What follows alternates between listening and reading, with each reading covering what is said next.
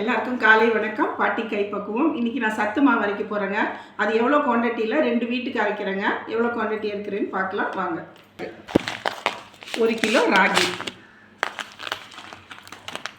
1/2 kilo கம்பு, சரிங்களா? மீதியெல்லாம் இதிலேருந்து நான் பிரித்து எடுத்துப்போங்க. இது குதிரைவாலி 200 கிராம், அதாவது ஆழாக்கு, சரிங்களா? அதுக்கப்புறம் தென்னை இதுவும் ஆழாக்கு, சரிங்களா? கொள்ளு 200, மக்காசோளம் 200, சோயா 200, பார்லி 100, ஜவ்வரிசி 100, கடலை 200. இதுலேருந்து நான் 200 வேர்க்கடலை நான் எடுத்துக்கோங்க இதுலேருந்து. அதுக்கப்புறம் கோதுமை 1/4 கிலோ, வெள்ளை சோளம் 1/4 கிலோ.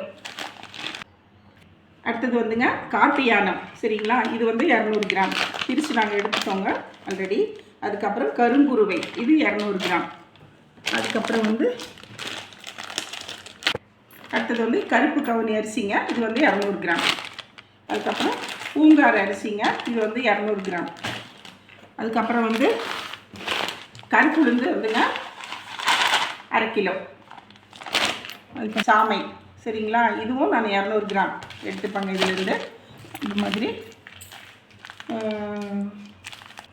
மாப்பிள்ளை சம்பா, இதுவும் நான் 200 கிராம் எடுத்துக்கோங்க.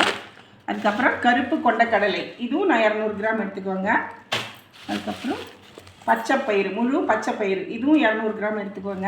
அந்த மாதிரி வேர்க்கடலை சொல்லிட்டேன், இருந்தாலும் இதுவும் 200 கிராம் அளந்து எடுத்துக்குவோம். அடுத்தது பாதாம் எடுக்கணுங்க, ஃப்ரிட்ஜிலேருந்து காத்தார போட்டிருக்கேன். அது 100 கிராம் போடுவாங்க. அளவுக்கு மீறி போட்டால் அது எண்ணெய் பிசுக்கு வந்துடுங்க, சரிங்களா? சுக்கு கொஞ்சம் போடுவேன். எல்லாத்தையும் வறுத்துட்டு உங்களுக்கு நான் காமிக்கிறேங்க, சரிங்களா? பாருங்கள், சத்து மாவு போய் நல்லா வறுத்து இல்லைங்களா? எல்லாத்தையும் போய் அரைச்சிட்டு வந்தாச்சுங்க. நெய்ஸாக இந்த மாதிரி அரைச்சிட்டு ஆற வச்சுருக்கேன், சரிங்களா? இந்த மாவு அரைச்சி எல்லோரும் வச்சுக்கிட்டிங்கன்னு வச்சுங்க. நம்மளால் இவ்வளோ தானியம் இல்லைனாலும் கூட ஒரு 5 தானியம் 7 தானியம் அந்த மாதிரி போட்டு நம்ம வறுத்து இந்த மாதிரி அரைச்சி வச்சுக்கோங்க.